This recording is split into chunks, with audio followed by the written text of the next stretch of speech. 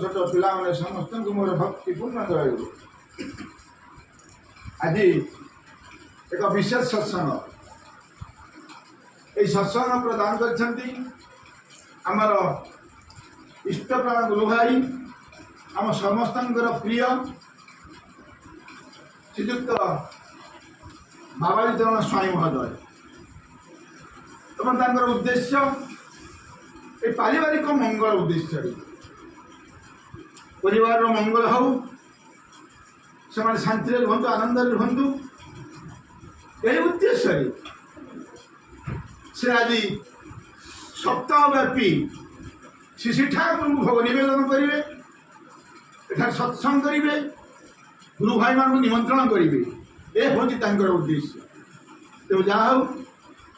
सर्वप्रथम परम पिता निकट निवेदन करे बाबाजी भाई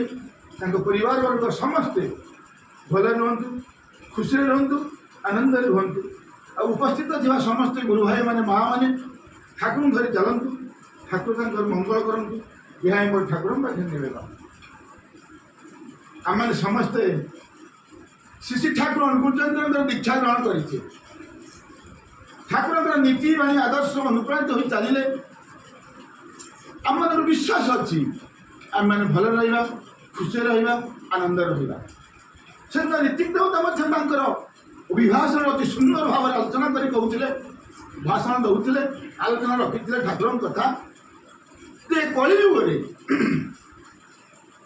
जे सदीक्षा ग्रहण कर श्री श्री ठाकुर अनुकूल चंद्र जो दीक्षा ग्रहण कर जो दिन ठार से दीक्षा ग्रहण कर तार नूतन जीवन आरंभ हम आ पूर्वर से जिते कुकर्म करते पाप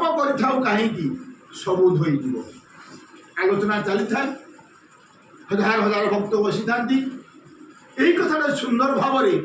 से भक्त मध्य गोटे चोर बसता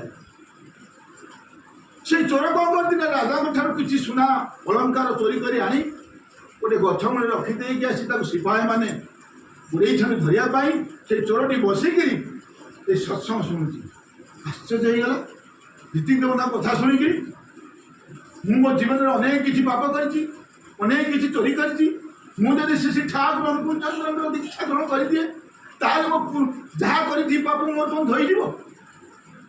सरीगला सत्संग सरीगला ये नीति देवता हाथ जोड़ी कहला ठाकुर मत टे दीक्षा दे दिया से चोरटी से दीक्षा नहीं गला समस्त नीति बाणी आदर्श शुणिकी गला जो से चली जाए ठाकुर प्रसाद पाई बाटर तार सिपाही मैंने गोड़े ना जगिकी बस मारी बस से सिपाही मैंने से चोर को धरी राजा पाखे हाजर हो गए महाराज ये हूँ से चोर जी आम राज दरबार आज सुना टंका पैसा अलंकार सब चोरी कर राजा पचारे अरे बालक युवक तुम सतर कौन चोरी कर ना तुम चोरी कर नहीं सत को तुम चोरी कर ना आज्ञा ये जीवन में मुझे चोरी करना ये जन्म में चोरी करना बारंबार कह ये जन्म में चोरी करना आश्चर्य हो राजा तुम ठीक कथा कौच ना हाँ राजा परीक्षा कर राजा परीक्षा मंत्री की डाकिले तीन फूल आइले से लोक पापुली रखिले लुहाटा तले से